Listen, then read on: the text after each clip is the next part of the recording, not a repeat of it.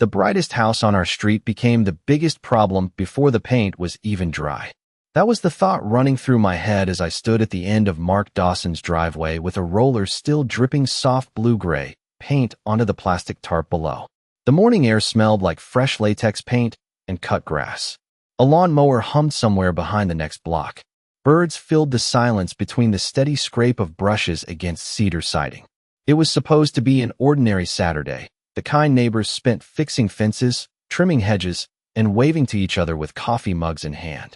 Instead, it turned into the day everyone on our street stopped pretending the HOA only cared about property values. Mark had lived across from me for almost 8 years. He wasn't flashy. He wasn't the guy with expensive trucks or backyard parties that lasted until midnight. He was a retired high school history teacher who watered his flowers every evening at exactly 6 o'clock. When his old exterior paint began peeling after years under the summer sun, he decided it was finally time to repaint the house. He chose a calm blue-gray color that looked almost identical to several homes in neighboring communities. Nothing loud, nothing unusual, just clean, modern, respectful. I had volunteered to help because that's what neighbors do when they've shared enough winters, enough storms, and enough conversations across driveways. By 10 that morning, one side of the house was finished. The sunlight reflected softly off the fresh paint, making the place look newer without changing its character. Mark stepped back, smiled quietly, and nodded once. "I should have done this years ago," he said. I was about to agree when another sound rolled across the street. High heels on concrete. Steady, confident, purposeful. Neither of us needed to look immediately. We both recognized that walk. Linda Foster, president of the Maple Creek Homeowners Association. She carried her familiar clipboard tucked beneath one arm, like it belonged there more than anything else. Her sunglasses hid her eyes, but the small smile on her face wasn't friendly. It was the kind of smile someone wore after spotting a mistake before anyone else noticed. She stopped at the edge of the driveway and slowly looked up at the freshly painted wall. Then she laughed, not loudly, just enough for the neighbors watering their lawns to glance over. "Well," she said, drawing out the word. Someone clearly skipped the approval process. Mark's smile disappeared. The roller in his hand stopped moving. Across the street, garage doors paused halfway open. A woman walking her dog slowed without realizing it. Curtains shifted behind 2 front windows. People always noticed when Linda stopped in front of someone's house. Experience had taught them that nothing good usually followed. I wiped my hands on an old rag and walked toward the driveway. "Morning, Linda." She barely acknowledged me. Instead, she pointed the end of her pen toward the house, as if presenting evidence in a courtroom. "That color isn't on our approved list." Her voice stayed smooth, almost pleasant, but every word carried the weight of authority she enjoyed displaying. Mark cleared his throat. "I checked the neighborhood guidelines." Linda tilted her head. "Did you?" She pulled a small camera from her tote bag and began taking photographs from different angles. Click, click, click. Each shutter sounded louder than the last in the quiet street. Then she wrote something on a printed form clipped to her board. Paper scratched beneath her pen. Ink against cardstock. No hurry. No hesitation. She looked completely certain. I watched her for another moment before turning back toward the house. The fresh paint gleamed under the late morning sun. It looked too ordinary to become the center of a neighborhood dispute. Yet something about Linda's confidence felt rehearsed. Not informed. Just absolute. And whenever someone acts that certain before asking a single question, I've learned they're usually relying on assumptions instead of facts. I didn't argue. I didn't raise my voice. I simply watched her finish writing, quietly wondering why she seemed so determined to prove that one freshly painted wall was a violation before anyone had even mentioned a permit. By Monday morning, everyone on Maple Creek Drive knew about the paint. News traveled faster than delivery trucks in neighborhoods ruled by curiosity, and nothing attracted attention quite like an HOA violation taped to a front door. When I walked across the street with 2 cups of coffee, the bright yellow notice was already fluttering in the breeze against Mark Dawson's freshly painted entrance. It looked completely out of place on the clean blue-gray siding, almost as though someone had intentionally planted an ugly warning on a beautiful morning. Mark opened the door before I could knock. He hadn't slept much. Dark circles rested beneath his eyes, and the folded violation notice was already in his hand. "I read it 3 times," he said quietly. It still doesn't make much sense. I stepped inside while he spread the paperwork across his kitchen table. Every sentence sounded official. Every paragraph referred to architectural standards, exterior modifications, community appearance, and possible enforcement actions. Yet something immediately stood out. The notice never mentioned a specific rule number. Only vague references. General language. Broad statements. Linda Foster had mastered the art of sounding absolutely certain without pointing to anything concrete. "What color did you submit?" I asked. Mark frowned. "I followed the application process months ago. At least, I thought I did." He walked into the hallway and returned carrying an old accordion folder filled with years of home maintenance records, appliance warranties, roofing invoices, insurance papers, landscaping receipts. Everything was neatly organized, except the one document he wanted most. He searched each section twice. "Nothing. I know I kept it." His voice carried more disappointment than panic. Before I could answer, another vehicle slowed outside the house. A white SUV with the Maple Creek HOA logo stopped along the curb. Linda stepped out carrying another clipboard. This time she wasn't alone. One of the neighborhood compliance volunteers followed several steps behind, holding a tablet. Neither smiled. Linda approached the front porch with the calm confidence of someone expecting complete obedience. She didn't knock. She simply waited until Mark opened the door. "I wanted to make sure you received the violation notice," she said pleasantly. "I did, and I trust you'll begin repainting immediately." Mark glanced toward the newly finished wall before looking back at her. "I'd like to understand exactly which rule I violated." Linda's expression barely changed. "The color isn't compliant." "According to which section?" There was a pause. Only a second, but I noticed it. Instead of answering directly, she lifted her clipboard. "Our architectural committee determines acceptable exterior appearances." "Is there a written standard?" "The board has full authority." Again, no section, no article, no bylaw, just confidence. She handed Mark another sheet of paper. "This outlines your timeline. 10 days. Failure to comply could result in daily fines. Additional enforcement. Possible legal review." Everything escalated before a single conversation had taken place. Neighbors pretended not to watch. Mrs. Collins watered flowers that no longer needed watering. A teenager paused halfway through washing his pickup truck. Across the street, 2 garage doors remained open far longer than necessary. Everyone could feel it. Nobody wanted to become the next address on Linda's clipboard. Mark lowered the papers slowly. "I've lived here almost a decade." Linda nodded politely. "And preserving community standards protects everyone's investment." Her answer sounded practiced, almost rehearsed, as though she'd repeated the same sentence dozens of times before. She turned without waiting for another question. The volunteer snapped 2 more photographs of the freshly painted house. Then both climbed back into the SUV and drove away at exactly the neighborhood speed limit. Neither looked back. The street stayed quiet for several moments. Finally, Mark exhaled. "I don't understand why she's so certain." I looked once more at the violation notice lying across the kitchen table. There were signatures, official logos, deadlines, threats, everything designed to make someone surrender before asking questions. But the more I read it, the less convincing it became. Real rules usually point to facts. This document relied almost entirely on authority. And authority, I've learned, often becomes the loudest when it's standing on the weakest foundation. The easiest way to make people stop asking questions is to convince them the answer is already obvious. Linda Foster understood that better than anyone in Maple Creek. By Tuesday afternoon, the conversation was no longer about whether Mark Dawson had followed the rules. It had become an assumption that he hadn't. Neighbors didn't say it outright. They simply lowered their voices when they passed his driveway. They looked at the yellow notice before they looked at the freshly painted house.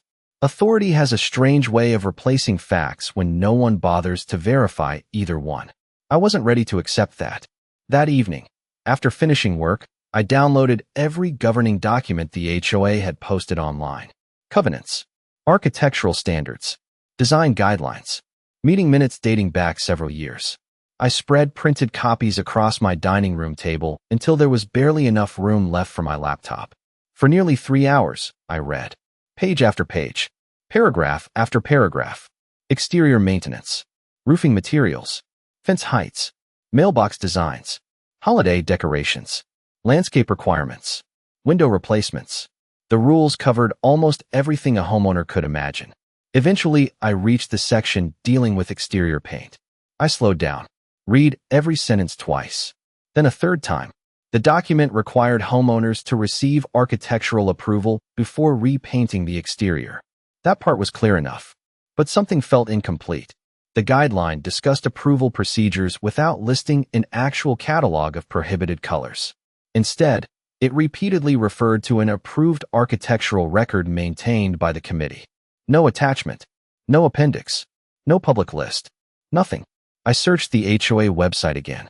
Still nothing. The supposed approved color list Linda had confidently referenced simply wasn't available anywhere homeowners could access. The more I looked, the more uncomfortable I became.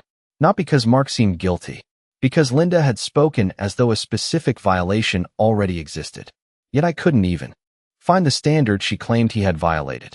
The next morning I stopped by Mark's house before work. He was sitting on his porch holding a mug of coffee that had long since gone cold. "I think I found something," I said. His eyebrows lifted hopefully. "You found the rule?" "Actually, I found the opposite." He looked confused. "There isn't one." "There may be," I answered carefully. "But if there is, it isn't where homeowners are told to find it." I showed him the printed pages. Highlighted sections. Missing references. Blank citations leading nowhere. Mark studied them quietly before looking back at the yellow notice still taped beside his front door. "So she's enforcing a list nobody can see?" "I don't know yet." It was the most honest answer I could give. A few minutes later, Mrs. Collins wandered over carrying a basket of tomatoes from her garden. She lowered her voice before speaking. "I heard Linda telling someone this color has never been approved." "Did she say how she knew?" I asked. Mrs. Collins shook her head. "She just said she's been doing this long enough to recognize violations. Experience, not evidence. Confidence, not documentation." The pattern kept repeating itself. By lunchtime, curiosity had replaced frustration. I wasn't interested in proving Linda wrong just to win an argument. I wanted to understand why someone who quoted rules so often seemed determined to avoid pointing directly at them. Late that afternoon, I called the city's planning and building department with what I expected would be a simple question. Instead, the clerk paused after hearing the property address. "That house?" she asked. "Yes. I believe we still have archived records connected to that property." Archived records. The words lingered in my mind long after the call ended. She couldn't promise what they contained. She simply suggested I visit City Hall the following morning if I wanted copies. For the first time since Linda taped that violation notice to Mark's door, I felt the story shifting. Not because I had proof. Not yet. But because somewhere inside an old city archive, there might be a piece of paper that had been quietly waiting for years while everyone else argued about a color. Old government buildings have a way of making time feel slower.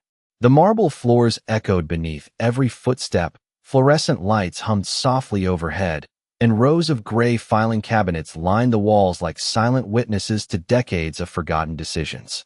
By 8:30 Wednesday morning, I was standing inside the city planning and building department, clutching the property address on a folded piece of paper while waiting for someone to call my name.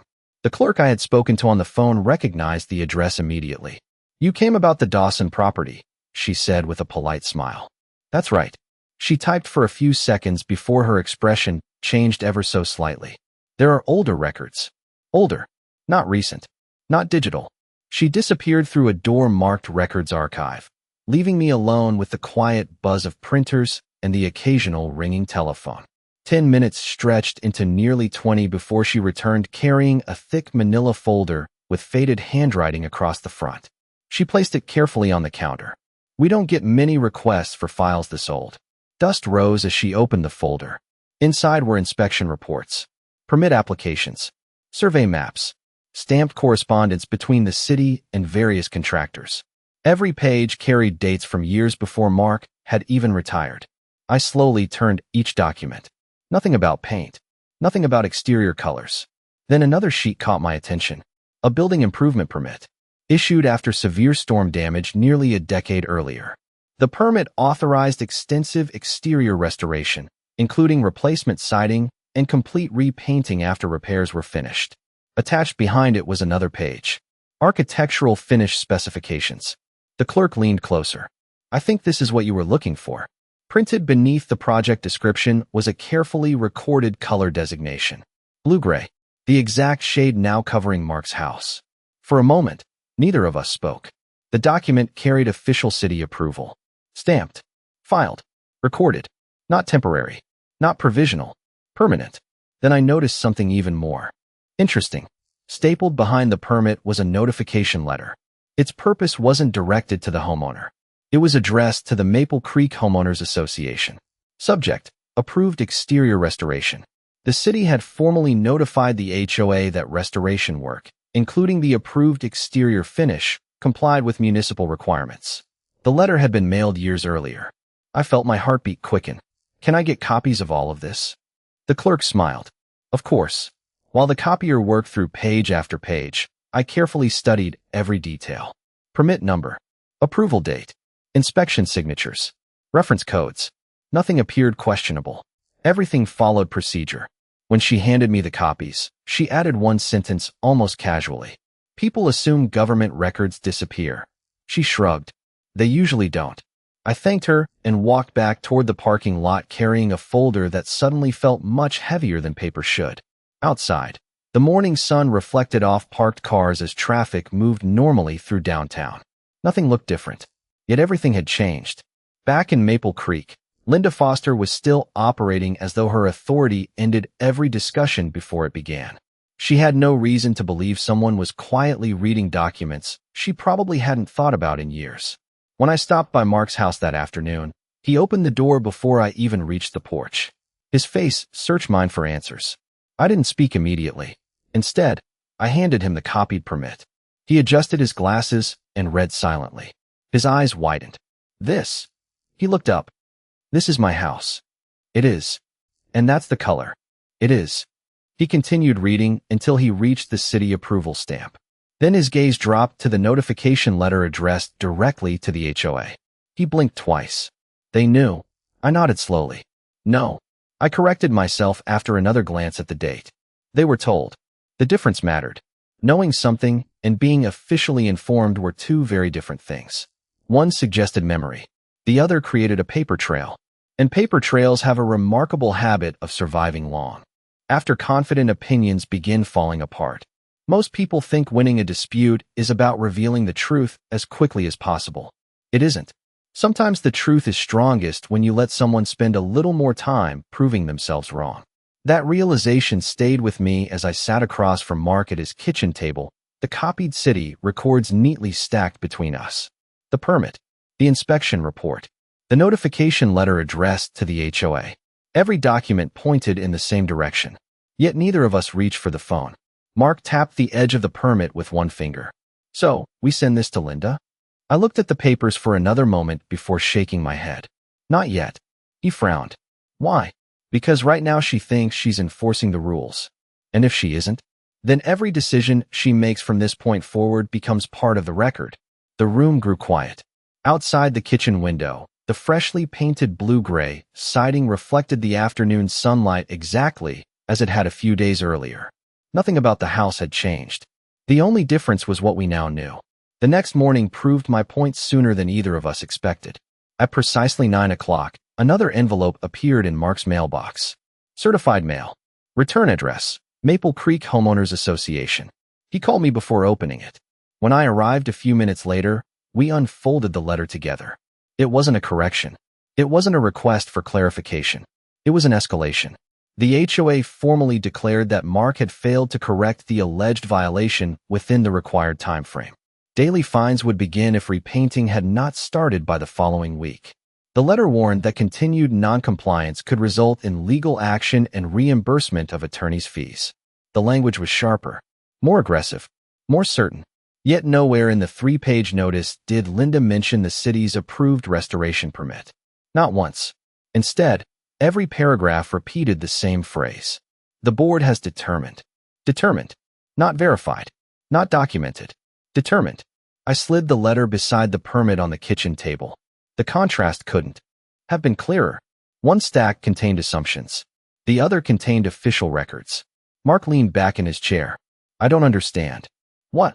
If they were notified years ago? He looked toward the permit again. Why would they keep pushing? I considered the question carefully. There are only a few possibilities. He waited. Either Linda never bothered to check the property's history. I paused. Or she believes no one else ever will.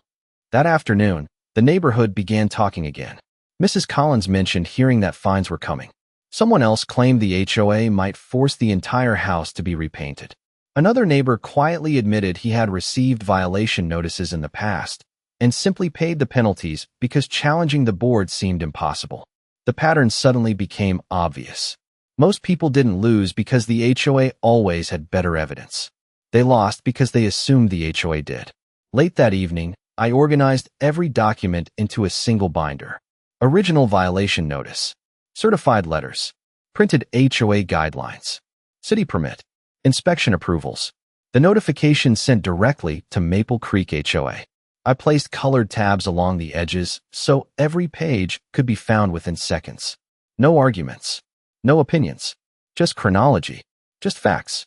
As I closed the binder, my phone buzzed. It was an email from the HOA. The monthly board meeting agenda had been posted. Public homeowner comments. Architectural compliance review. Outstanding violations. Mark Dawson's address appeared halfway down the list. Linda wasn't planning to back away. She was preparing to make her accusation official in front of the entire board. I closed my laptop without replying to anyone. For days, Linda had mistaken silence for surrender. She couldn't know that every letter she mailed, every fine she approved, and every confident statement she repeated had quietly transformed a simple paint dispute into something much larger. The permit had already answered the question. Now it was simply waiting for the right room and the right audience. The most dangerous moment for someone who abuses authority isn't when they're challenged. It's when they're absolutely convinced no one can challenge them at all. Thursday evening arrived with the heavy warmth of late summer, and the Maple Creek Community Center glowed beneath rows of soft exterior lights as homeowners gradually filled the parking lot. Pickup trucks parked beside luxury SUVs. Couples walked toward the entrance carrying folded meeting agendas. Small conversations floated through the humid air, but nearly every one of them eventually circled back to the same subject. Mark's house, the paint, the fines. The meeting room smelled faintly of brewed coffee and old carpet. Metal folding chairs faced a long table where the HOA board members arranged thick binders and bottled water beneath bright fluorescent lights. At the center sat Linda Foster, dressed in a cream blazer with her usual leather portfolio, resting neatly beside a polished wooden gavel.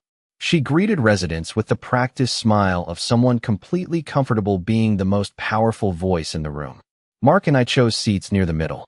Not the front, not the back, just close enough to hear every word.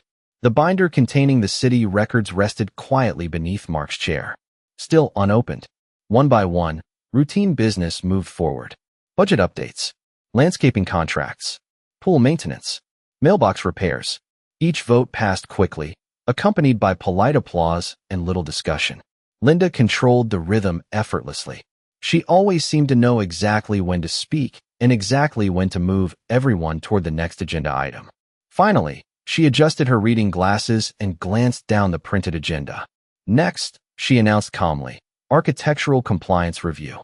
The room grew noticeably quieter. Several homeowners straightened in their chairs. Others lowered their eyes. Nobody wanted attention during this portion of the meeting. Linda picked up another folder. Property located at 214 Maple Creek Drive. Mark's address. She spoke with complete confidence. The homeowner proceeded with an exterior repaint without approved architectural authorization. She paused just long enough to let the sentence settle over the room. The violation remains unresolved.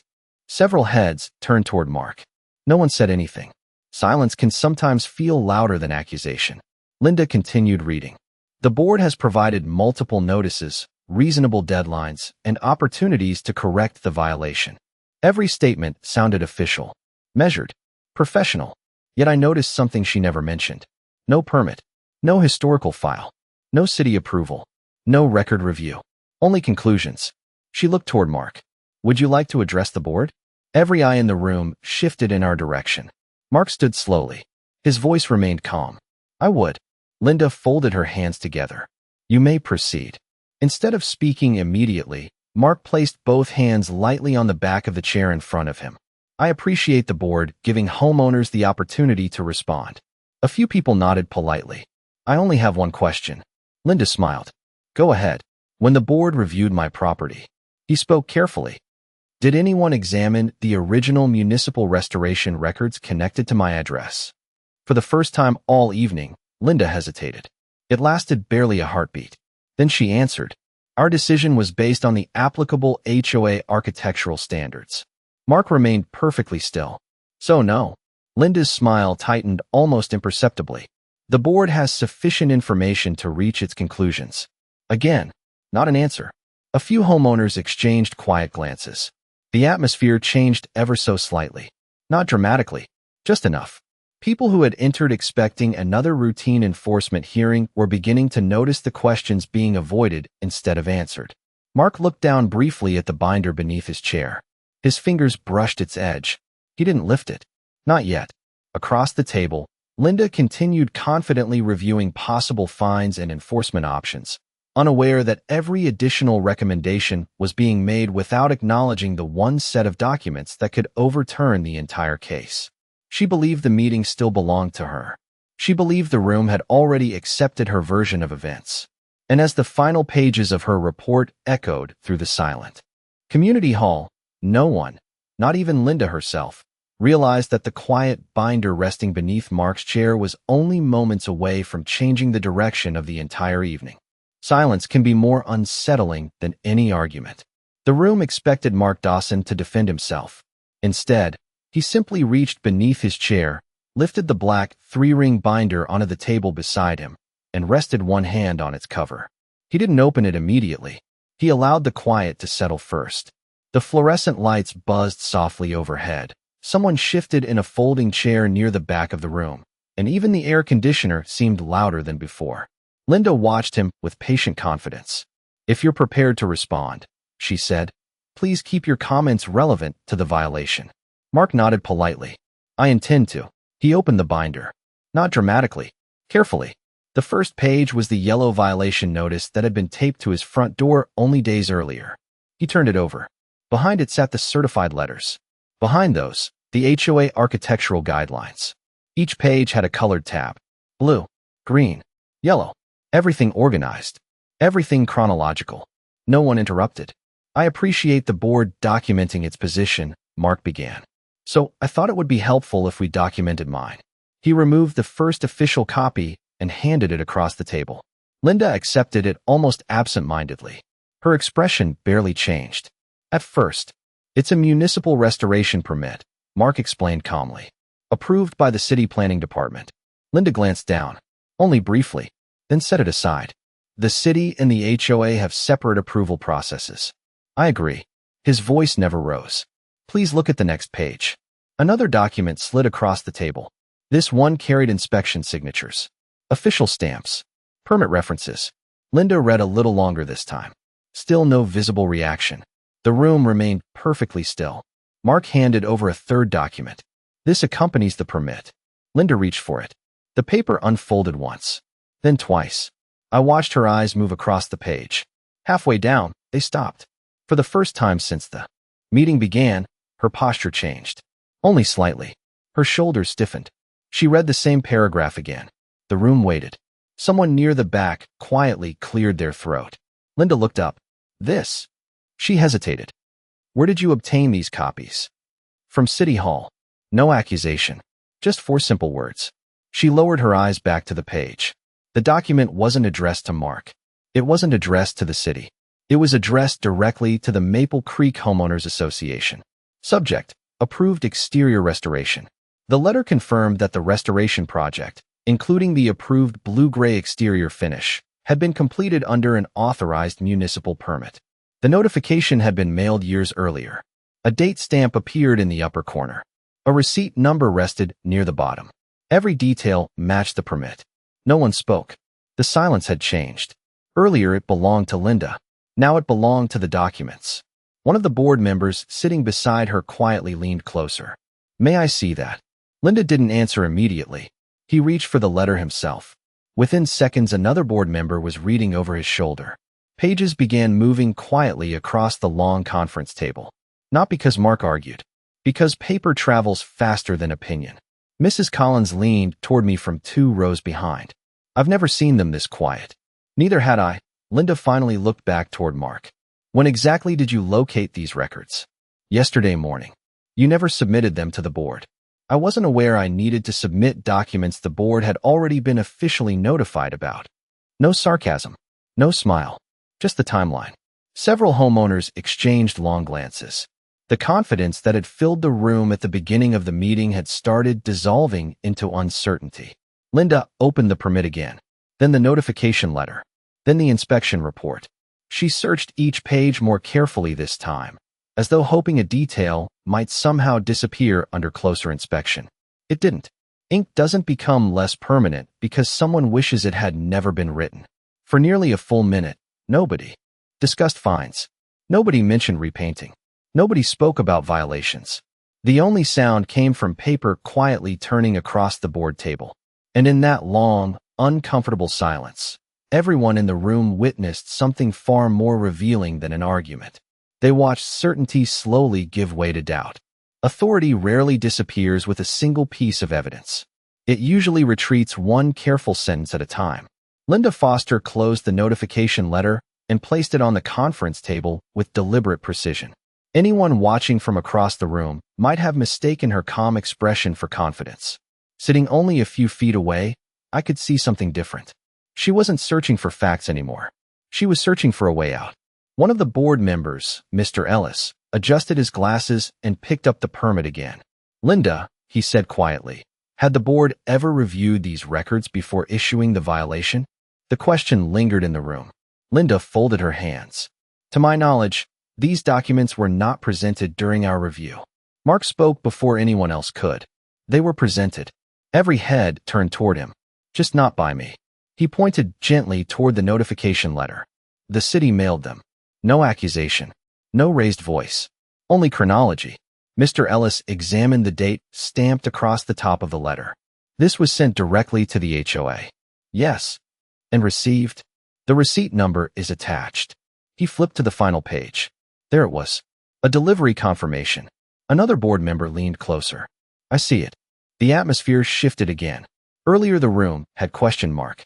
Now the questions were moving in another direction. Linda inhaled slowly.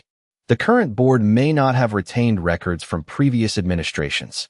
It sounded reasonable, almost convincing, until Mark answered. I understand records can be misplaced. He paused. But my violation wasn't based on missing records. He rested one hand lightly on the permit. It was based on certainty.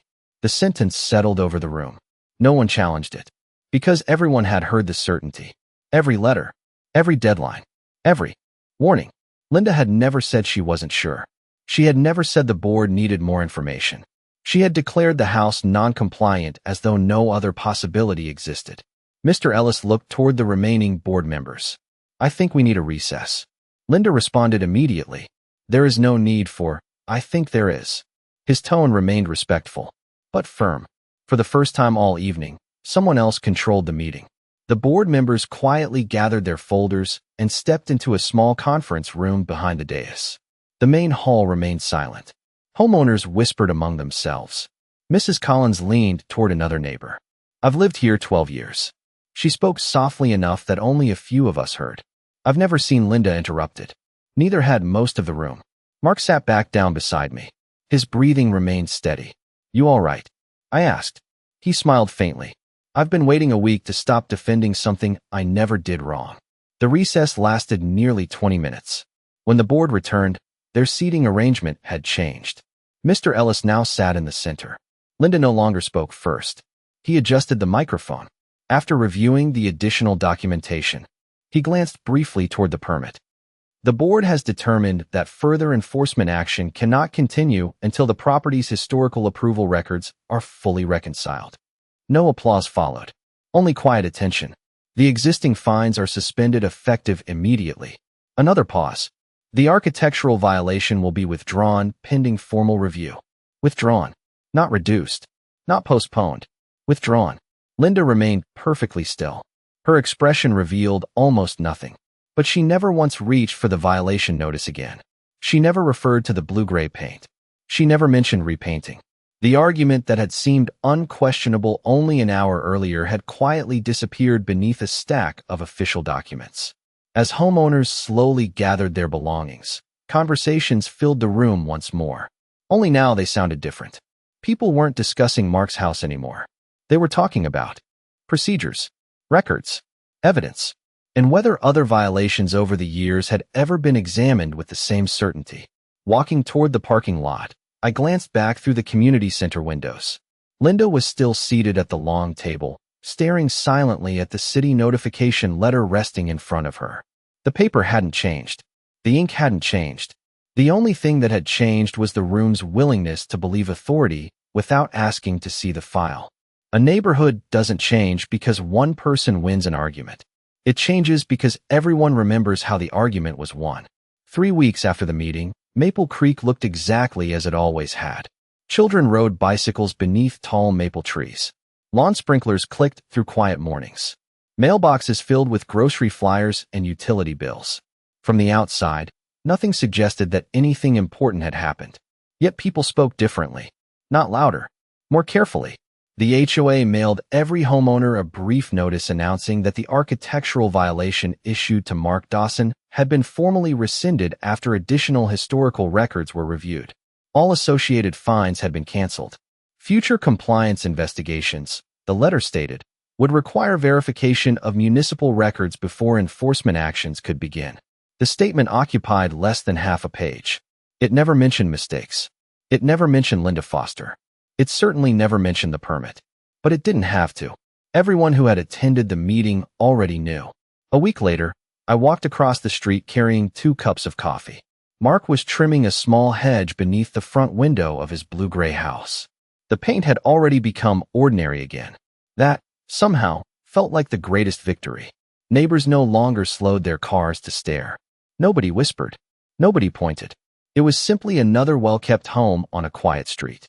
Mark accepted the coffee with a grateful smile. "I was thinking," he said. "Dangerous habit." He laughed softly. "You know what bothered me most? The violation?" He shook his head. "No."